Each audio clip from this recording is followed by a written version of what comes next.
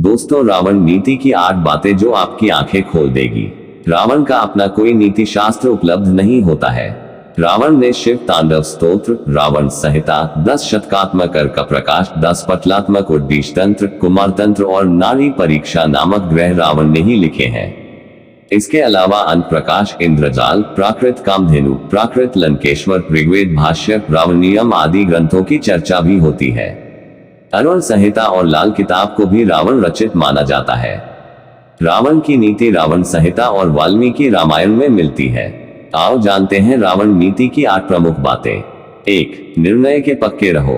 रावण ने अपने नाना सुमाली से कहा, जो एक बार में ठान लेता हूं उससे मैं कभी पीछे हट नहीं सकता। मृत्यु का भय भी एक वीर पुरुष को अपने वचन से विमुख नहीं कर सकता। 2. किसी की परवाह मत करो। हनुमान जी द्वारा लंका दहन के बाद रावण ने अपने मंत्रियों से कहा, लोग मुझे आज क्या सोचते हैं या क्या सोचेंगे, मुझे इसकी परवाह नहीं। क्षीण बुद्धि वाले इस समाज को तो परमेश्वर भी संतुष्ट नहीं कर पाएगा। कुछ लोगों के लिए मैं एक देवता हूं और कुछ के लिए राक्षस। लोग केवल अपना स्वार्थ जानते हैं। जब आप में उनको स्वार्थ दिखे तब आप उनके लिए देवता हो, और जब उनके स्वार्थ को आप पूरा न कर सको तब आप उनके लिए एक राक्षस बन जाते हो। यह समाज अपने अपने स्वार्थ से ही चलता है। यह स्वार्थ ही देव, दानव और मनुष्यों से अपराध करवाता है। अंतः स्वार्थ को छोड़कर जो अपना जीवन धर्म व्यतीत कर सके वह पुरुषोत्तम कहलाता है। 3. अतिरेक में जियो। हे मंदोदरी, मैं जानता हूं कि आज मेरी पराजय निश्चित है। पितामह ब्रह्मा जी के द्वारा दिया हुआ वरदान आज मेरे ऊपर एक शाप बनकर मंडरा रहा है। किसी भी व्यक्ति को ख्याति पाने के लिए या तो देवतुल्य बनना पड़ता है अथवा दानव समान। यदि अच्छा बनना हो तो इतना अच्छा बनो कि इंद्र भी अपना सिंहासन तुम्हें दे दे, और बुरा बनना हो तो इतना बुरा बनो कि स्वयं नारायण तुम्हें तुम्हारे पापों से मुक्त करने हेतु अवतीर्ण हो। अतः हे मंदोदरी, आज मैं अधर्म का प्रतीक बन चुका हूँ। अनगिनत पापों से मेरा घड़ा भर चुका है। मैं जानता हूँ कि मैंने अपने अहंकार के कारण नारायण को नहीं पहचाना, और मैं ये भी जानता हूँ कि उनका अवतरण मेरे विनाश के लिए ही हुआ है। परंतु तुम ये जान लो कि रावण कभी नहीं मरेगा। मृत्यु के उपरांत भी यह रावण सदैव के लिए अमर बनकर रहेगा। 4. जो बीत गया, बुद्धिमान उसका शोक नहीं करते। जब रावण की सेना को प्रभु श्री राम की वानर सेना ने क्षति पहुंचाई तभी रावण ने लंका को संकट से बचाने के लिए कुंभकर्ण को जगा दिया। परंतु कुंभकर्ण ने अपने भ्राता रावण के अधार्मिक कार्यकलापों को सुनकर उन्हें समस्त लंका के विनाश का उत्तरदायी ठहराया एवं उन्हें आने वाली पराजय की चेतावनी दी। यह सुनकर रावण ने कुंभकर्ण से कहा, हे अनुज कुंभकर्ण, जब विनाश के बादल चारों ओर से लंका को घेरे खड़े हैं तब तुम मुझे यह न सिखाओ कि क्या उचित है और क्या अनुचित। हाँ, मैंने अपने लोभ के वश में सीता का हरण किया और आज वही मेरी मृत्यु का कारण बनने वाली है।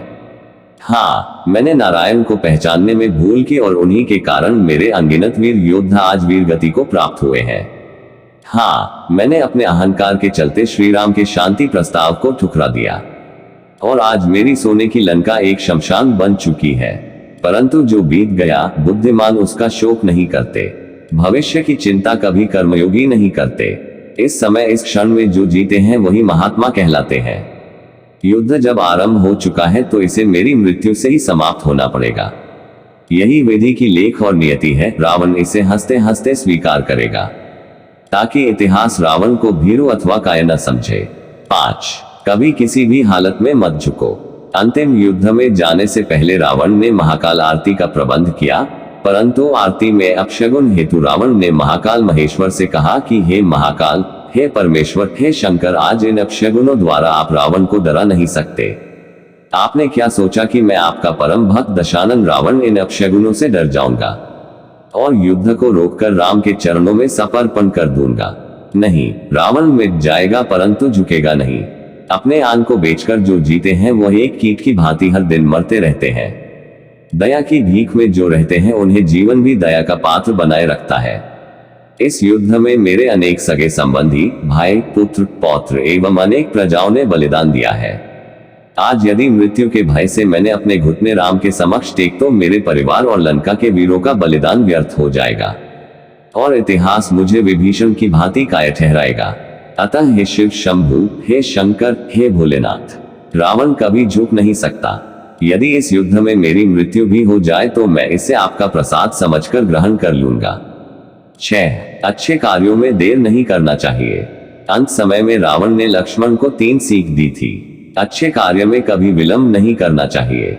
अशुभ कार्य को मोहवश करना ही पड़े तो उसे जितना हो सके उतना टालने का प्रयास करना चाहिए। 7. किसी को तुच्छ न समझे। शक्ति और पराक्रम के मद में इतना अंधा नहीं हो जाना चाहिए कि हर शत्रु तुच्छ और निम्न लगने लगे।